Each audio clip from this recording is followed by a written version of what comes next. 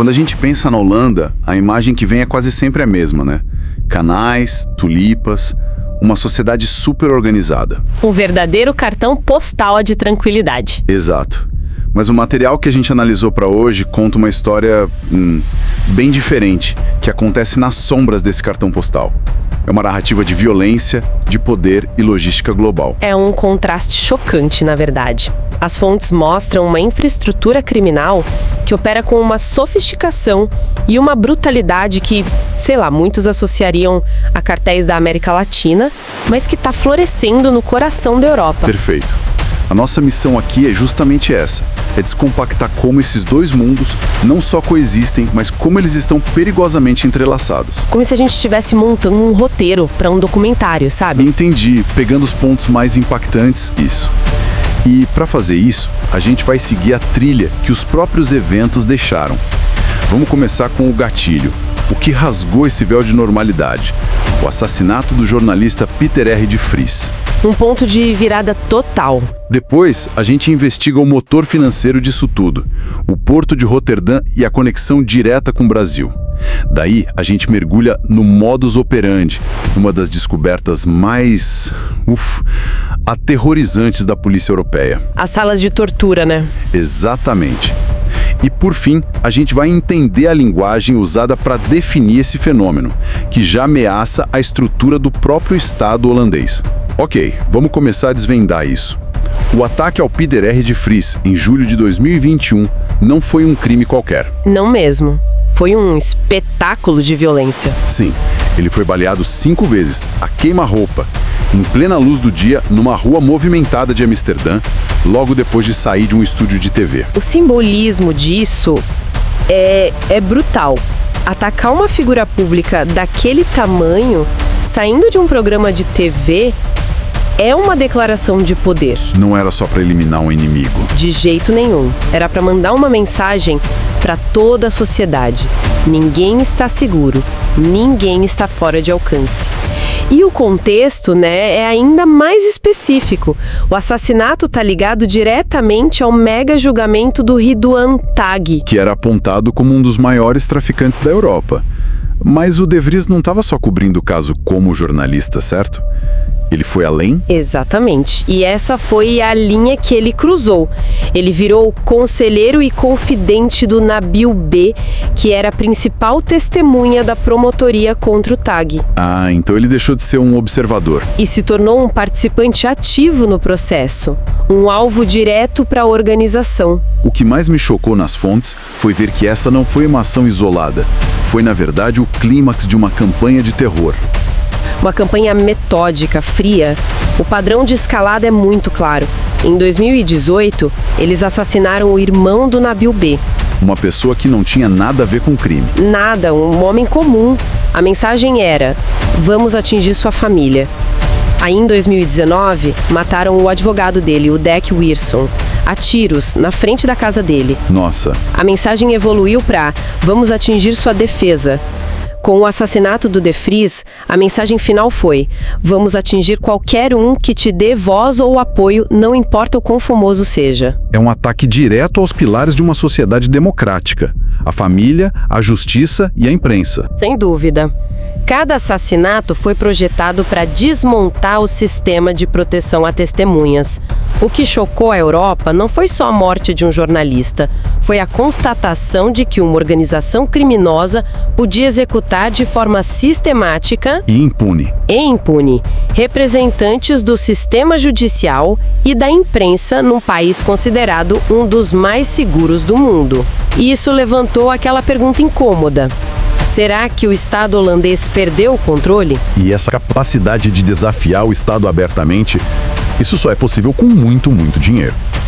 O que nos leva direto para a fonte desse poder: o Porto de Roterdã. Ah, sim.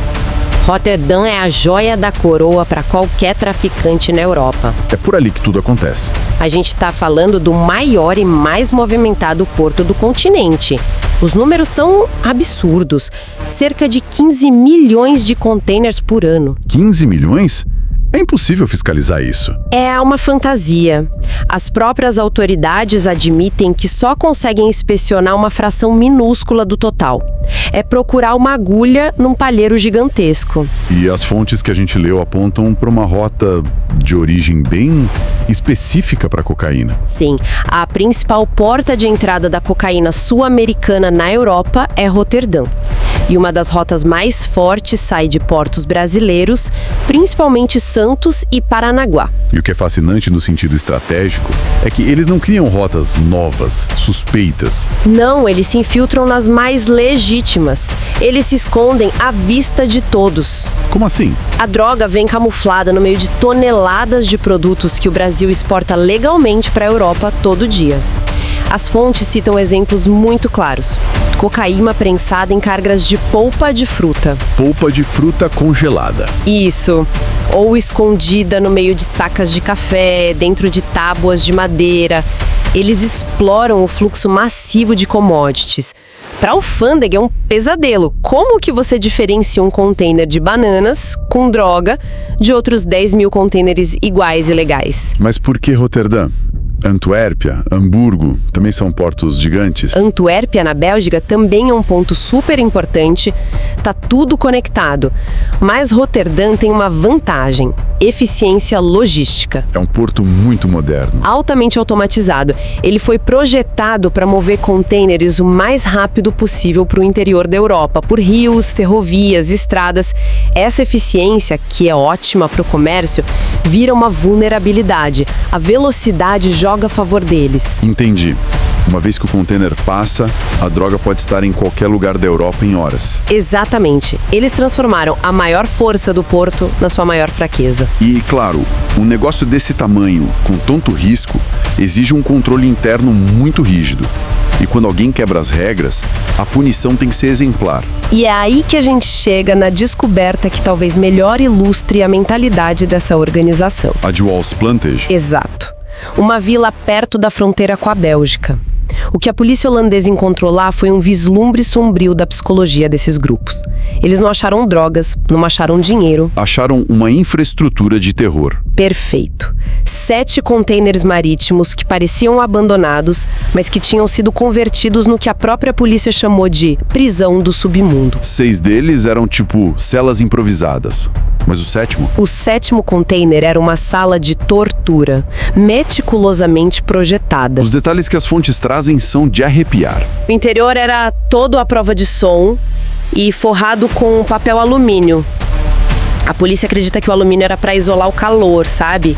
Para evitar detecção por helicópteros com câmeras térmicas. Nossa, tudo pensado para ser invisível. E no centro, o objeto mais bizarro e assustador: uma cadeira de dentista. Uma cadeira de dentista com amarras de contenção nos braços e nos pés. É uma escolha muito simbólica.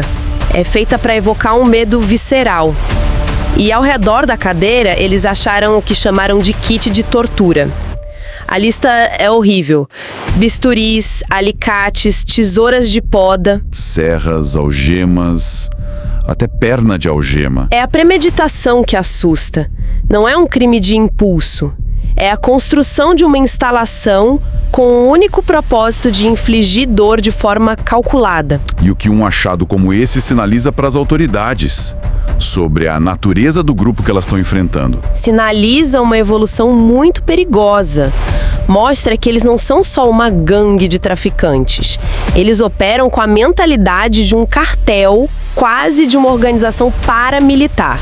A tortura vira uma ferramenta de negócios. Exato, para extrair informação, punir traidores, aterrorizar rivais. A existência dessa Câmara mostra que eles criaram um sistema judicial paralelo, com as próprias prisões, as próprias sentenças. É a prova de que eles não se veem mais como criminosos fugindo do Estado, mas como um poder soberano que impõe as próprias leis através do terror absoluto. E com um fenômeno complexo assim, a linguagem que a gente usa para descrever se torna importante, né? Como as próprias autoridades se referem a tudo isso, para além dos nomes que a imprensa usa. Essa é uma ótima distinção. A mídia popularizou o termo mocromáfia, que se refere a essas organizações formadas principalmente por holandeses de ascendência marroquina. É um nome forte que pegou. Mas as agências de segurança, como a Europol, devem evitar isso. Sim, elas evitam termos que possam estigmatizar uma etnia inteira. Elas preferem uma linguagem mais técnica, mais descritiva. E que termos seriam esses que aparecem nas fontes? Para o caso dos contêineres, o termo oficial da polícia foi prisão do submundo, Underworld Prison. É uma expressão poderosa porque é literal, mas também passa essa ideia de sistema paralelo. E tem o nome da operação, né? Sim. Outro detalhe que dá muita autenticidade para um roteiro, por exemplo, é usar o codinome da operação policial que levou à descoberta, 26 Le Mondes. E numa escala maior, como eles descrevem o impacto geral dessas redes no país? Aí a gente entra num debate muito sério. As fontes mostram que, nos círculos de segurança, a pergunta que se faz é se a Holanda está se tornando um narco-estado. Uau, pesado. Oficialmente não é, mas só o fato de essa questão estar sendo debatida a sério já é um alarme gigantesco. Um narco-estado é quando o tráfico se infiltra nas instituições. Polícia, justiça. Exato. E a capacidade desses grupos de matar advogados e jornalistas, de corromper a logística do maior porto da Europa, tudo isso alimenta essa preocupação. A Holanda, com sua economia aberta, liberal, pode ter criado sem querer o ecossistema perfeito para isso. É um paradoxo, né? Um dos países mais organizados do mundo, lutando contra uma ameaça que questiona a própria soberania. Sim. Quando a gente junta as peças, a narrativa que surge é muito clara. É uma espiral. Começa com esse ato de violência público contra a imprensa. Para chocar.